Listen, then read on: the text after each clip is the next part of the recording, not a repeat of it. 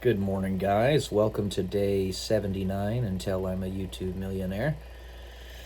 So, I was talking yesterday, I have actually mentioned this a few times, about the concept of us being primordial divine, right? Or, heck, for those of us who are trying to go the other way, primordial demonic.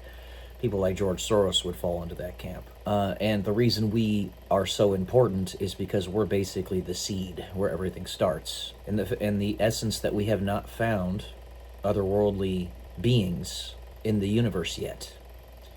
That idea, that concept is all the more poignant. But I wrote an essay, not too long, it's right here, actually originally to my brother James, who's an atheist nihilist. And it was just to give him a little bit of perspective on why I have my certain beliefs.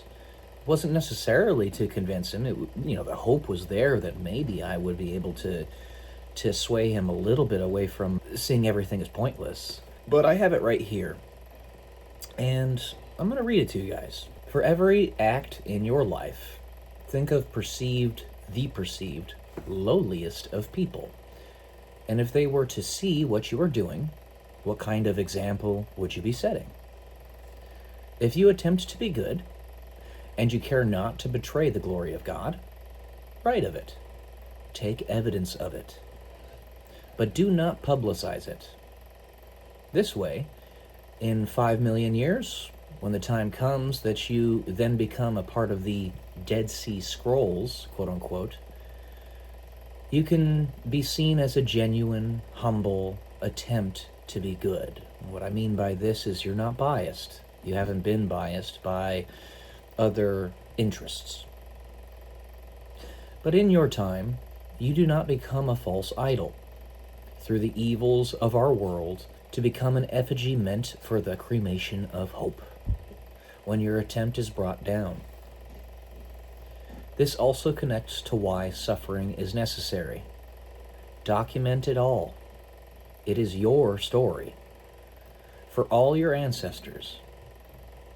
If your struggles are known, and your attempts to be decent and true juxtaposed with it, your example to the perceived quote-unquote lowliest beings becomes all the more profound. Write your story in a private place, a place of solitude, so that the enemy may not find it or you.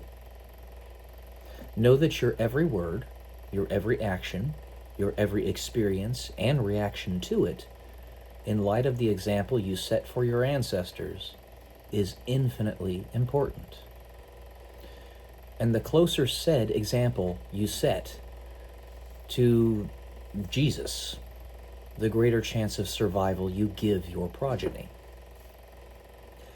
What if, in the vast inky blackness of space, we humans genuinely are the very first intelligent, quote-unquote, beings to be born in existence? This, if we think of the Fermi paradox and the concept of great filters, is distinctly possible. I'm getting into esoteric stuff, but bear with me here. Gray aliens. Every time there is a quote-unquote contact situation, they always say, when questioned, we are your ancestors / descendants. Our quote-unquote aliens are us from a different branch in history, at a different point in time.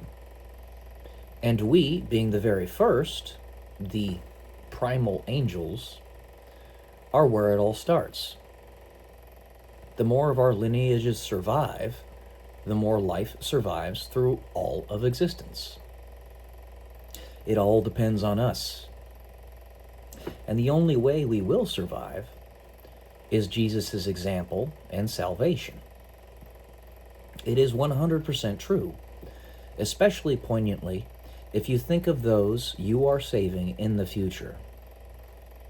Do not ever give up. Live like Jesus and be saved. But do not take his glory. Decentralize your story so that it may not be destroyed. And always speak of your love of Jesus and our ancestors will know that it was He who was, is, and always will be our salvation. So go now, primal angel, and be with Jesus personally, and live well. Realize how important you truly are. Bless you. I love you. I am grateful for you. You are our destiny. Go with God. And then part of it that was not in the original writing that I had sent to my brother James. Jesus is the eternal, everlasting line, the very beginning of all of us, and if we fail, the very last of us.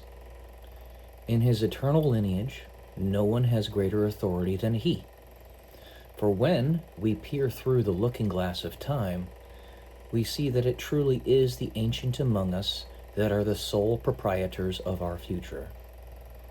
And if we are to survive, if we are to have any power at all to change the future, we must infuse ourselves with the strength of their existence. Earth is heaven. But we don't know it yet. We are not there yet. And that path is not assured. It all depends on us and our faith, because the darkness is very nearly as ancient as the light. And without the light, it will consume us all. So that's what I had written to him few years ago, actually. I think I was still in the military when I sent this to him. So, anyways, that's all I got for today, guys. Food for thought. Hopefully you find it interesting. Love y'all. Peace.